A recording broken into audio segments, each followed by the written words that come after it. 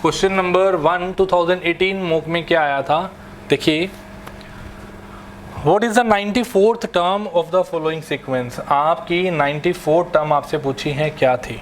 This is 1 1, ये था 1 1 पहले आया, देन 2 2 बेसिकली 4 टाइम्स आया, तो मतलब पहले 2 बार 1 आया, फिर 2 बार 4 आया, 4 बार 2 आया बेसिकली, उसके बाद 3 और 3 6, तो मतलब 6 टाइम 3 आया, उसके बाद 12 जो है बेसिकली 4 जो है 8 टाइम आना चाहिए, 1 2 3 4 5 6 7 8 टाइम 4 आया, तो मतलब सीरीज चल रही है 2 4 6 8। अगली बार जो 5 आएगा वो 10 बार आएगा, अगली बार जो 6 आएगा दैट विल बी कितनी बार आएगा, 12 टाइम आएगा।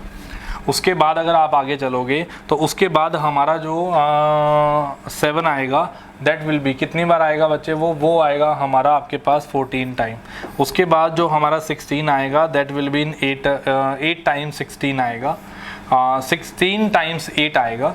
उसके बाद आपका 18 टाइम्स जो है 9 आएगा। तो आप देखिए ज़रा एक बार अगर देखें टोटल कितनी टर्म्स निकालनी है, 94 टर्म बतानी है, तो 94 टर्म हो जानी चाहिए बेसिकली। 2 4 6 6 12 8 20 20 और 10 30 और 10 40 42 42 और 4 46 46 और आपके पास 56 56 56 और 6 कितना आया 62 72 80 90 90 तक पहुंच चुके हैं।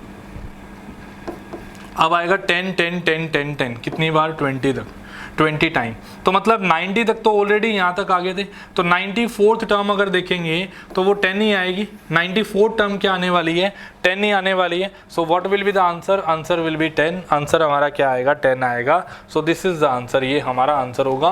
94th टर्म जो है वो क्या आने वाली है बच्चे, 10। 90 तक हम लोग आ चुके थे। अगर मैं 91 की बात करूँ तो दिस विल बी 1, 92 की बात करूं 0, 93 की बात करूं तो 1, 94 की बात करूं तो 0। सो बेसिकली सारी टर्म्स हमारी रिप्रेजेंट हो जाएंगी। नंबर क्या बन जाएगा 10, तो उसके बेस पे मैं 94 टर्म को रिप्रेजेंट कर सकता हूं। चलिए नेक्स्ट पे लेके चलूं। नेक्स्ट पे क्वेश्चन क्या आएगा, क्वेश्चन नंबर 2। क्या क्वेश्चन आया, 18 में ठीक पूछा हुआ है, 21 बहुत ईजी था, 18 थोड़ा ठीक है, उसके मुकाबले ठीक है, टफ नहीं है, बिल्कुल थोड़ा सा ठीक है उससे, ये बोल सकते हैं हम लोग। तो आप देखिए 20 आपके पास बेसिकली 2 में सेकंड क्वेश्चन में क्या दे रखा है, कहता find the wrong term element of the series given below, that is the term element that doesn't confirm to the rule use in the writing series. मतलब बेसिकली एक टर्म गलत है, हमें वो बतानी है कौन सी टर्म गलत है, हमें ये निकाल के देना है। सो कौन सी टर्म गलत है ये निकालना है। सो आप देखिए 2 5 11 23 47 है ना 96 है ना, इस तरीके से चल रही है सीरीज। सो ये देखिए गुना 2 + 1 5 बन रहा है, गुना 2 + 1 बिल्कुल 11 बन रहा है, गुना 2 + 1 23 बन रहा है, गुना 2 + 1 बिल्कुल बन रहा है। अगर यहाँ करूँ तो मल्टीप्लाई 2 + 1 47 गुना 2 47 × 2 94 + 1 कितना आता है 95। यहाँ तो 96 आ रहा है। सो this is the wrong term. Answer क्या आएगा बच्चे 96। This is the wrong term, इसका आंसर है 96। ये हमारी एक रोंग टर्म है। नेक्स्ट लेके चलते हैं। Next question is question number 3। आपको क्या दिया गया, कहता जी how many digits are there in 3 power 16 when it is expressed in the decimal form। अगर हम इसको डेसिमल फॉर्म में बताएं तो बताइए कितनी इसके अंदर बेसिकली क्या होंगी, डिजिट्स होंगे इसके डेसिमल फॉर्म में। सो बेसिकली 3 की पावर 16 देखिए 3 की पावर 16, मैं इसको बोल सकता हूँ बच्चे 3 का स्क्वायर पावर में 8 ये होगा बच्चे, 3 का स्क्वायर पावर में 8 ये होगा बच्चे। तो अगर ये लेके चले 3 का स्क्वायर बेसिकली 9 की पावर 8 ये होगा, है ना। तो आपको बेसिकली 9 की पावर 8 बन सकता है 3 की पावर 16 से। आपको बोला गया how many digits are there in 3 power 16 when it is expressed in the decimal form. मतलब पूरा खोल के अगर नंबर को लिखूं तो कितनी आपके पास डिजिट्स होंगे। सो आप देखिए 9 की पावर 8, आप देखिए 10 की पावर 8 में कितने डिजिट होते हैं। अगर आप 10 की पावर 8 को ध्यान से देखो तो 10 की पावर 8 में एक तो 1 होगा और बाकी के 8 जीरोज होंगे, ऐसे होगा 1 2 3 4 5 6 7 8 ऐसे होगा। तो मतलब बेसिकली 10 की पावर 8 में टोटल होते हैं 9 डिजिट। टोटल होते हैं 9 डिजिट, ठीक है, टोटल होते हैं 9 डिजिट। अब देखें तो 10 की पावर 8 में 9 डिजिट हैं, तो 9 की पावर 8 में तो इससे ज़्यादा डिजिट नहीं हो सकते, तो डिजिट तो 100% 9 से कम ही होंगे। तो अगर डिजिट 100% 9 से कम होंगे तो 9 से बिल्कुल कम आसपास नंबर कौन सा है? 8। This is the answer, 8 is the final answer. ये क्वेश्चन पूरा सोल्व करने वाला क्वेश्चन नहीं था, hit and trial plus options plus mind use करने वाला क्वेश्चन था। ट्रिकी अप्रोच थी इस क्वेश्चन के अंदर। मैंने 3 की पावर 16 को देखा, 3 की पावर 16, 3 की पावर 2 पावर 8, 9 की पावर 8। 10 की पावर 8 में कितने डिजिट होते हैं? 1 और 9 बार 8 time 0, this is basically 9 digits in this number. और अगर ये 9 डिजिट्स हैं तो इससे एक कम ही होगा 9 में, तो आंसर कितना आएगा? 8। This is the answer. चलिए नेक्स्ट क्वेश्चन की तरफ चलते हैं। सो क्वेश्चन नंबर 4, मैंने आपको पहले ही कहा था 2018 में पीयू ने इस बार ठीक ठाक पूछा हुआ था काम। 2018 में ठीक ठाक क्वेश्चन पूछे थे, मतलब माइंड यूज़ करना पड़ रहा था थोड़ा क्वेश्चंस को अटेम्प्ट करने के लिए। क्वेश्चन में क्या बोला गया? कहता if MCA 14 and MCA 15 are 5 digit number, अच्छा 5 डिजिट के नंबर हैं, सच दैट आपको बोला गया their sum is equal to 157229। आपको बोला गया MCA 14 और MCA 15, ये आपको दे रखा है, आपको नंबर बोले गए 1572 बेसिकली 29, ये है। इसमें से 2 डिजिट तो छोड़ ही दो बच्चे। क्यों छोड़ दो? क्योंकि 14 और 15 ये दोनों नंबर्स तो आपके हैं ही एज इट इज़, इनका सम तो 29 बनता ही है, मतलब कोई कैरी नहीं जा रहा।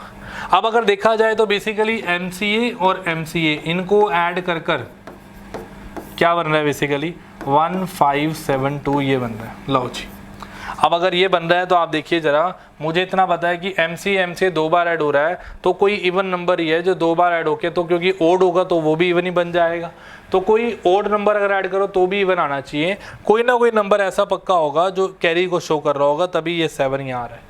अगर कैरी आ रही है तो आप देखिए, अगर मैं A को 6 मान लूँ और B को 6 मान लूँ, 6 + 6 12 बना, 6 और 6 कितना बना? 12 बना, तो 12 का मतलब 2 आया, 1 किस में गया? कैरी में। अब आप देखिए यहाँ पे 7 आ रहा है, लेने को तो मैं 3 और 3 6 ले लूँ, अगर मैं 6 ले लूँ प्लस 1 कैरी 7 आ जाएगा, बट यहाँ पे फिर M का रैंक जो है वो सेटिस्फैक्ट्री नहीं है, वहाँ पे भी कैरी आ रही है, इवन आना चाहिए था। अगर ये ओड आ रहा है इसका मतलब पीछे से कैरी लेके आ रहा है। मैं ऐसी बात क्यों बोल रहा हूँ? आप 3 में 3 ऐड करोगे 6 बनेगा, 2 में 2 ऐड करोगे 4 बनेगा, इवन नंबर आना चाहिए। अगर ये ओड आ रहा है ना, इसका मतलब पीछे से कैरी लेके आ रहा है, तो मतलब M ने भी पीछे से कैरी ली है। अगर M ने पीछे से कैरी ली है तो मतलब इसको भी कैरी वाला नंबर बनाना है। तो आप देखिए, मुझे 16 चाहिए, बेसिकली 6 चाहिए। 6 कैसे बनेगा? अगर 16 हो यहाँ पे, मतलब अगर C 8 होता और ये 8 होता तो 8 8 16 बन जाता, 16 + 1 17 बन जाता। चेक करो, ये 7 बिल्कुल मैच हो जाता। अब अगर आप ये बात समझ रहे हो तो मुझे पता है M और M ऐड करके टोटल 15 आ रहा है। एक कैरी माइनस कर दो, एक कैरी उड़ा दो, क्योंकि कैरी तो गई है ना, यहाँ से कैरी तो गई है, 15 में से एक कैरी गई चली, 14 बचा।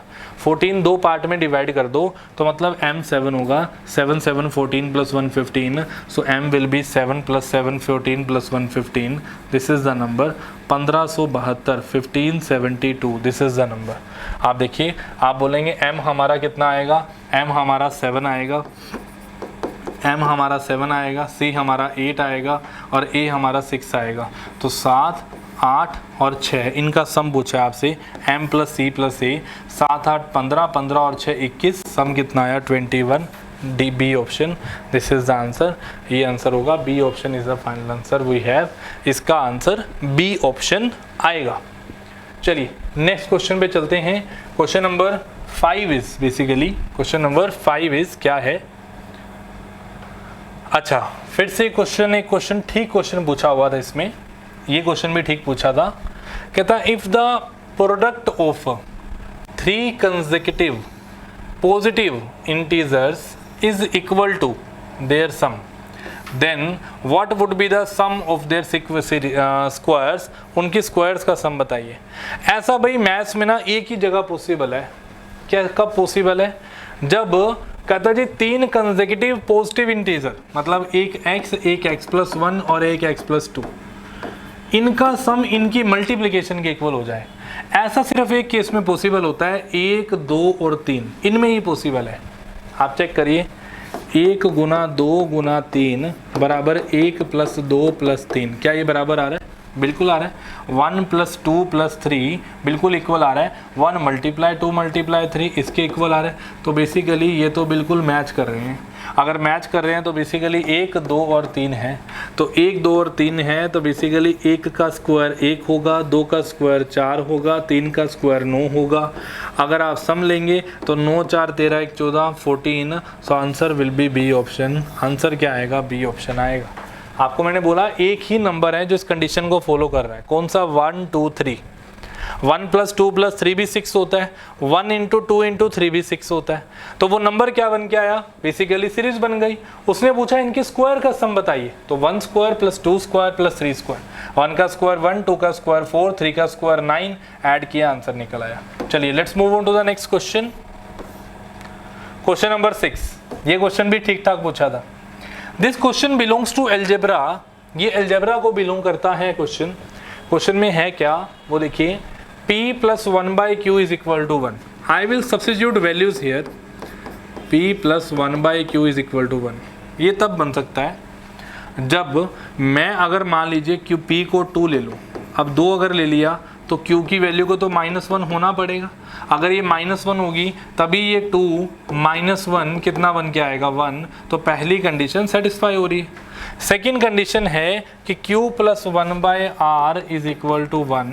अगर आप देखिए, मैं अगर q को -1 ले लूँ तो 1 अपॉन r की वैल्यू को अगर देखें तो r की वैल्यू मुझे कुछ इस तरीके से लेनी है कि ये पॉजिटिव में कन्वर्ट हो जाए। ये पॉजिटिव में तभी कन्वर्ट होगा जब यहाँ पे 1/2 लिखूंगा। चेक करो, 1/2 ऊपर जाके 2 बन जाएगा और -1 प्लस 2 आ जाएगा और 2 में से 1 जाएगा, 1 आ जाएगा। तो मतलब r की वैल्यू 1/2 बनी। सो r इज बेसिकली 1/2।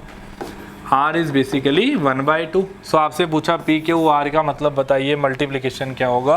p की वैल्यू 2 है, q की वैल्यू -1 है, r की वैल्यू 1 है। सो आपने सोल्व किया, r की वैल्यू 1/2 है बचे, तो कट गया, this will be -1। So p q r is equal to -1, ये आंसर आएगा।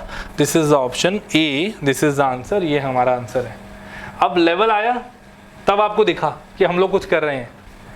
और अगर आपको समझ आ रहा है तो आप लोग सब्सक्राइब करिए चैनल को, लाइक करिए, कमेंट करिए, ताकि मैं देख पाऊँ कि मेरे जो स्टूडेंट्स हैं, जो प्यारे स्टूडेंट्स हैं, उन सबको समझ भी आ रहा है क्या नहीं आ रहा। चलिए आगे चलते हैं।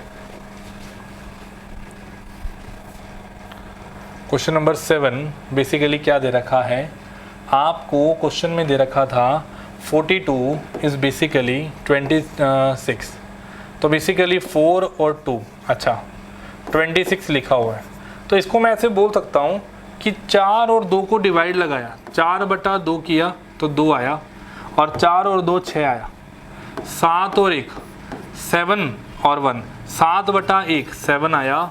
7 और 1 ऐड किया 8 आया, है ना। उसके बाद 33 क्या आया? 3/3 कितना आया? 1 आया, और 3 + 3 6 आया, 1 6 आया। तो बेसिकली इस तरीके से आया। तो आप देखिए ज़रा, इस केस में अगर 62 को लेके चलें तो 62 6 और 2 का 6/2 किया, कितना आया? 3 आया, तो ये 3 आया। 6 + 2 कितना आया? 8 आया, तो 38 आया। So this is the answer. C option is your final answer. 62 इसका आंसर आ जाएगा 38। 62 की वैल्यू 38 बनी। समझ आ गया होगा सबको। चलिए क्वेश्चन नंबर 8 की तरफ चलते हैं। क्वेश्चन नंबर 8 आपको क्या कह रहा है, देखते हैं क्वेश्चन नंबर 8 को।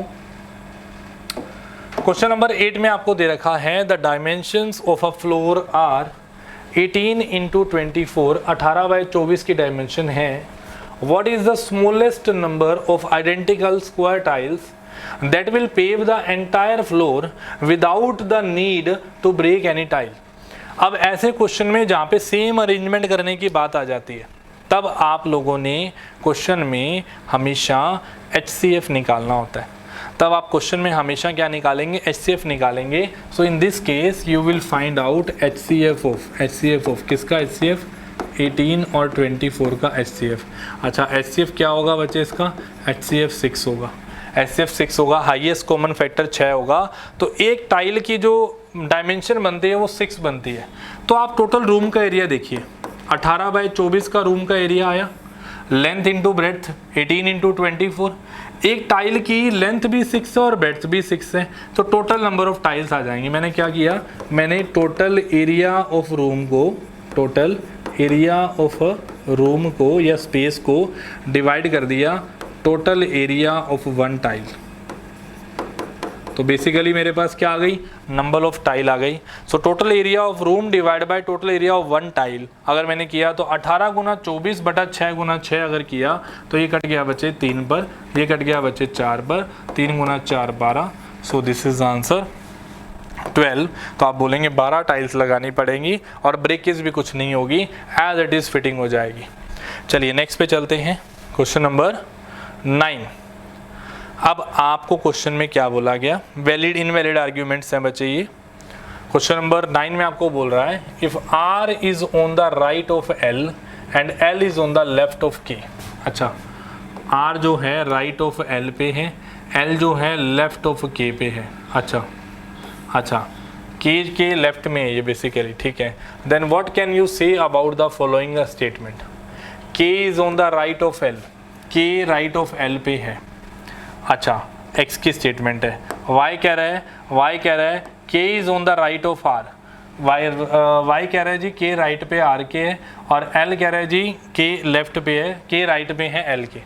मेरे को x की बात तो ठीक लगी, x के हिसाब से अगर r के l जो है r l के लेफ्ट में उसने राइट में बोला था, r is on the right of l, तो r l के राइट में है, इतना उसने बोला था। तो इसका मतलब ये है कि R के लेफ्ट में L होगा। दूसरी बात उसने ये भी बोली थी कि and L is on the left of K, K के लेफ्ट में L है। अब K के लेफ्ट में L है तो इन दोनों की पोजीशन के बारे में कुछ नहीं पता, बट इतना पता है कि K के लेफ्ट में L है, तो L के राइट में कौन है, K है, L के राइट में K है। तो पहली स्टेटमेंट X की तो मेरे को बिल्कुल बात ठीक रखी कि K is on the right of L, बिल्कुल ठीक है ये बात। सेकंड देखें, K is on the right of R, इन दोनों के बारे में कुछ पता ही नहीं है तो कोई जजमेंट नहीं दे सकते, तो Y की बात मुझे ठीक नहीं लग रही, तो हम बोलेंगे only X is valid, A point is the right answer, A is the right answer. Situation based question था, बड़ा बेसिक सा क्वेश्चन आया हुआ था, आप आराम से अटेम्प्ट कर सकते थे। चलिए नेक्स्ट क्वेश्चन की तरफ चलते हैं। A women start shopping with rupees P&Q। आप लोग देख लेंगे, क्वेश्चन बड़ा बेसिक सा क्वेश्चन है, माइनस करके ऑप्शन के थ्रू चलेंगे, जो ऑप्शन मैच कर जाती है वो आपका आंसर निकाल देगी। सो बड़ा बेसिक सा क्वेश्चन है, आप चेक कर लेंगे, इस बेसिक सा क्वेश्चन है, निकाल लेंगे। तो यहाँ पर हमारा 2018 का कंप्लीट पीयू का मॉक जो है, प्रीवियस ईयर जो है कंप्लीट हो जाता है। आई होप आप सबको समझ आया होगा और समझ आएगा भी, इतना मैं बता देता हूँ, समझ आएगा भी। 8 से 10 साल हो गए हैं लगातार हमें देखते हुए स्टूडेंट्स को। अगर आपने ये मॉक भी, प्रीवियस ईयर क्लासेस भी अगर आपने अच्छे से लगा ली ना, तो इस बार का पीयू का जो क्वांट्स और रीजनिंग है ना, वो आप अटेम्प्ट करके आओगे, ये मैं आपको बोल रहा हूँ, ठीक है ना। तो बड़े ध्यान से इन चीज़ों को करना है, ठीक है। और कोई भी डाउट आता है तो कमेंट में अपने डाउट्स पोस्ट करिए, we will see the doubts, देखेंगे उन डाउट्स को, क्या आप डाउट लेके आ रहे हैं, और उसको मैं रिप्लाई भी करूंगा, वहाँ पे आपका डाउट मैं आपके साथ शेयर भी करूंगा। अपना जो भी डाउट है आप शेयर कर सकते हैं, अपना कोई भी कमेंट है आप लिख के डाल सकते हैं। अगर समझ आ रहा है तो भी लिख के डालिए, और नहीं भी आ रहा तो भी लिख के डालिए भी, क्यों नहीं आ रहा, ठीक है जी। Okay, thank you everyone, thank you.